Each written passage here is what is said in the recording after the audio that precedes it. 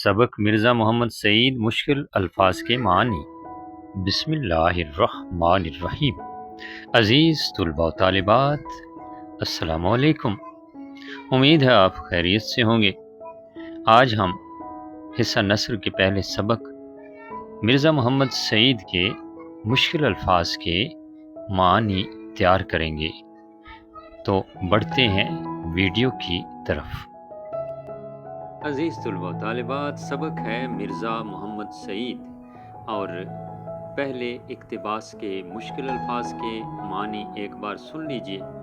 میں نے یہ کمزوری دیکھی ہے کہ طلباء و طالبات معنی مکمل طور پر یاد نہیں رکھ سکتے، اور جب امتحانی پرچے میں کوئی اقتباس آ جاتا ہے تو پھر ان کے معنی سارے درست نہیں ہو سکتے۔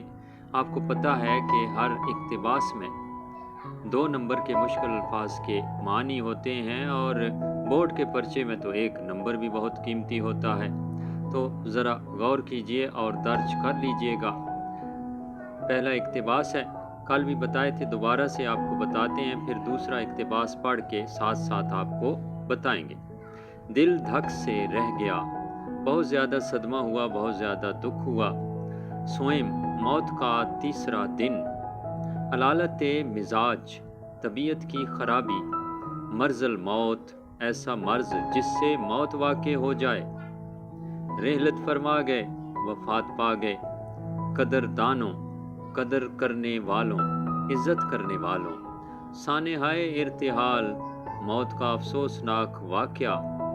صاحب کمال، بہت ساری خوبیوں کا مالک۔ اور اٹھ جائے، وفات پا جائے، فوت ہو جائے۔ سنونی، خبر، سنی سنائی بات۔ بے خبر، جس سے کچھ خبر نہ ہو۔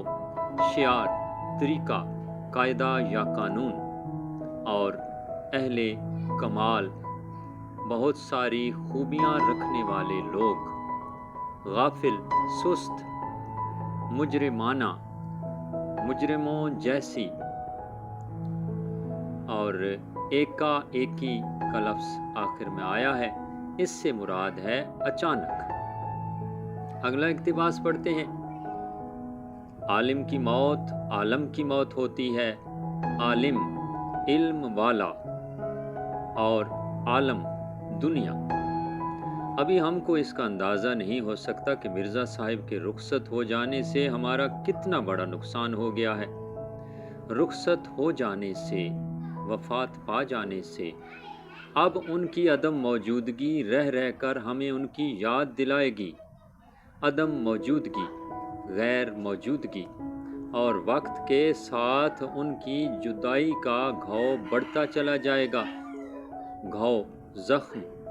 مرزا صاحب بہت ہی خاموش کام کرنے والوں میں سے تھے، یعنی اتنے خاموش کہ خود ان کے زمانے کے اکثر لوگ بھی ان کے علمی اور ادبی کارناموں سے واقف نہیں ہوئے۔ دراصل خود مرزا صاحب شہرت سے گھبراتے تھے اور پبلک پلیٹ فارم پر آنا پسند نہیں کرتے تھے۔ پبلک پلیٹ فارم، عام لوگوں کا رش، عام لوگوں کا گروہ۔ ستائش، تعریف، تمنا، آرزو یا خواہش۔ صلے، بدلے۔